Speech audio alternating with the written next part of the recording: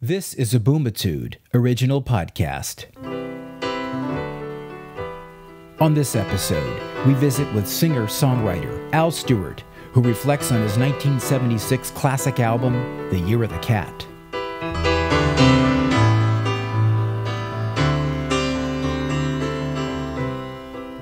I think when you start out writing songs, everybody does love songs because that's just what everyone does. I mean, you hear it on the radio, and you write songs in that style. And I think I made 4 albums of love songs. But at the same time, I was reading tons of history. And somewhere in the middle of all of this, I had another album to do. And I thought, you know what? I don't have to do an album of love songs. I can do something that really doesn't exist. I can do an album of historical songs because I studied the stuff. I know how to write them. No one else is doing it. I was looking for something that no one else did. And there was also the charming thing about doing a whole album of historical songs is in fact that is the oldest form of songwriting. And I thought this thing is both new in the sense that no one's doing it in rock and roll, and it's also thousands and thousands of years old, so it carries on a tradition that was always there in the past but isn't there in popular music. So I thought, can you be a historical folk rock artist and make a living? In a way, I thought it might be a big thing that would break through, and in another way, I thought that it might be something that nobody would want. And in fact, I was wrong on both counts. It is possible for one person to be the king of historical folk rock, and you're looking at him. So one person can make a living out of this. It doesn't make you rich, but it's possible to make a living out of it. But I'm not sure that the field is big enough for 2 people, so I'm not looking for any competition.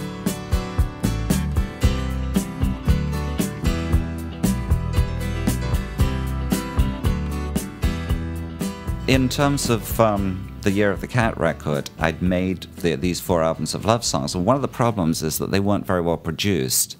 And even Past, Present, and Future, which was my historical album, it sounded a lot better than the early ones, but I still just felt that, there was something about putting on a Beatle record. They just sounded fabulous, and I said I want to get that real shimmering kind of beautiful audio thing that I don't have happening. I mean, at that stage I'd found the musicians I liked, and I'd found a style that I liked, and now I just wanted the production values to come up to the level. So I started working with Alan Parsons, who had done Dark Side of the Moon with the Pink Floyd, and he actually think he was even a tape op on Abbey Road with the Beatles, and Alan was, he had a burgeoning reputation, and he wasn't as well known as he is today.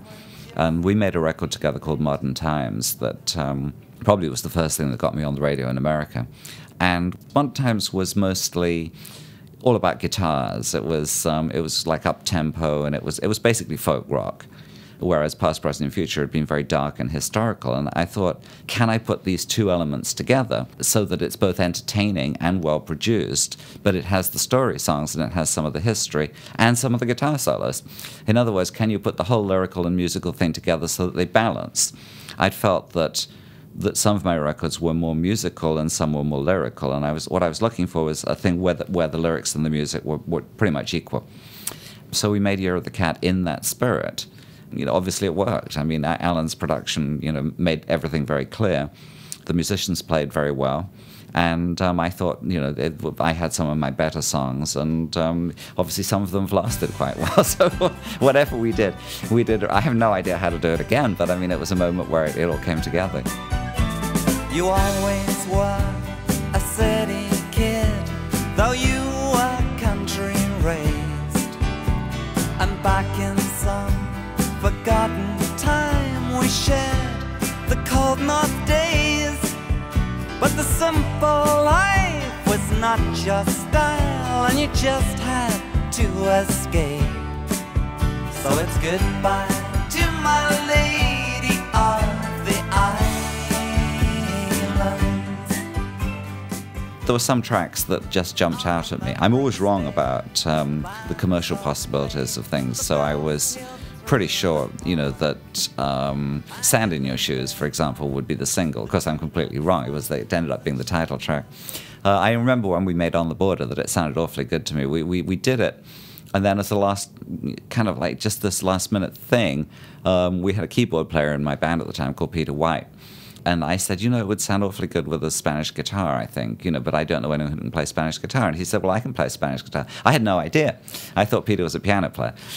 So he borrowed my I had this guitar I spent, I don't know, about $30 on. It was an old secondhand, very twangy Spanish guitar, nylon strings, but very low action. So the strings were very close to the fretboard. And that gave it a twang. Normally, a Spanish guitar will have a big, rich tone, lots of bass in it, but this was really a scrappy, twangy thing. And because we didn't have time to go out and get a proper Spanish guitar, he played this, and it sounded great. Straight off the bat, I said, "Whoa, what's that?" I think he only did a couple of takes on it, but then I listened back to it, and I said, "That sounds pretty good to me." The fishing boats go out across the evening water, smuggling guns and arms across the Spanish border. The wind whips up the waves aloud. The ghost moon sails among the clouds, turns the rifles into silver on the border.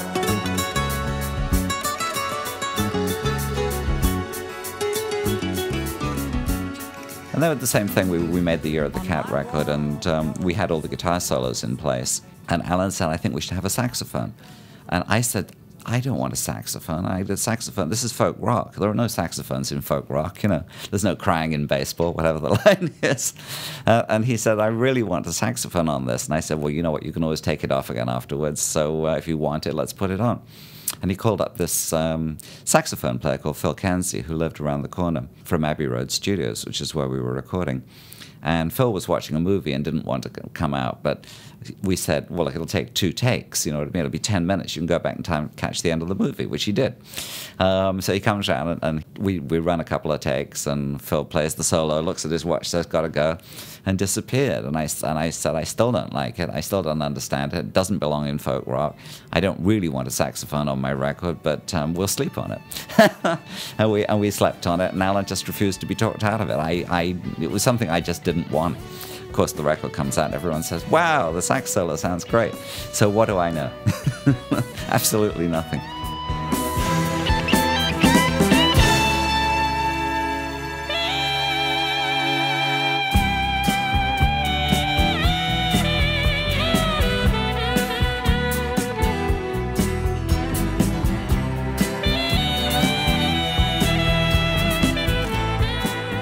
In terms of contributions, working with Alan Parsons was actually very effective because we care about completely opposite things.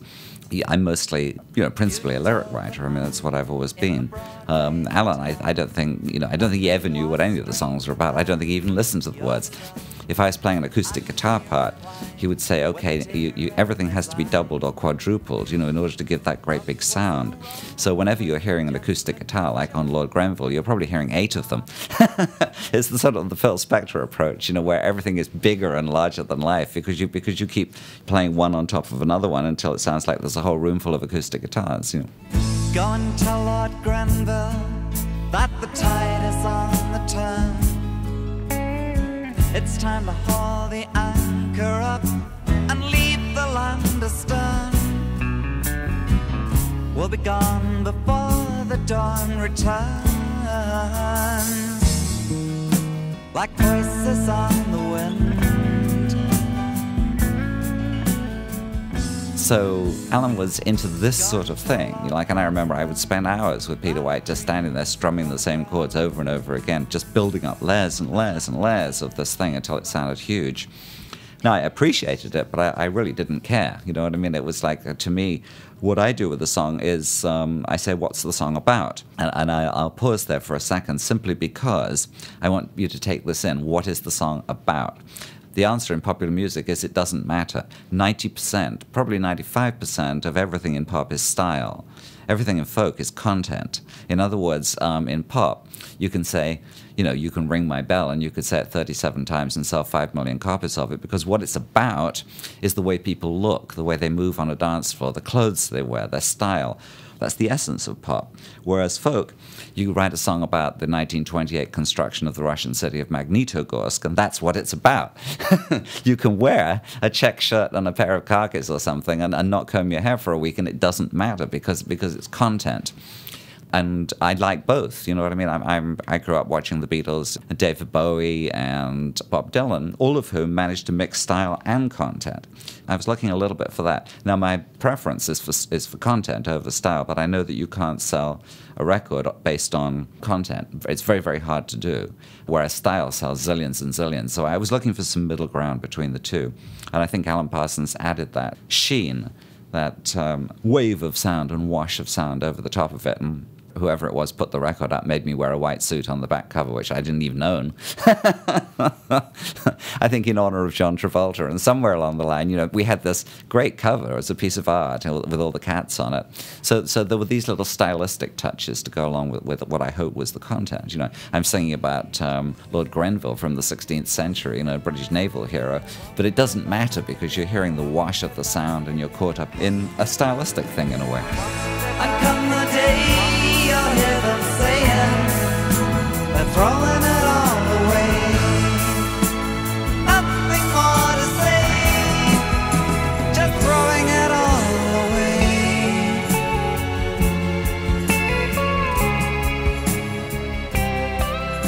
In terms of success, it was, I think, my third album that came out in America, but it was my seventh in England. I mean, I'd been in the trenches playing folk clubs and, you know, for $10 a night for years and years and years. I mean, I'd done 1,000 gigs before I made Year of the Cat.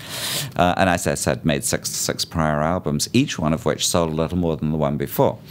And when I played back the final mix of Year of the Cat, I predicted it would sell 250,000. I thought we might scrape into the top 20. And to be honest with you, you know, 250,000 to me, I would have been leaping around the room and clapping my hands, and I would have thought it was the greatest thing in the world just to squeeze into the top 20. You know, as it was, of course, it sold 2 million and went in the top 10. But no, I didn't see that coming. But I did know that each album had sold more than the one before, and that therefore it was likely to be a hit of some sort. But I thought it would be a small hit. With your photographs of Kitty Hawk and the biplanes on your wall, you were always Amy Johnson from the time that you were small.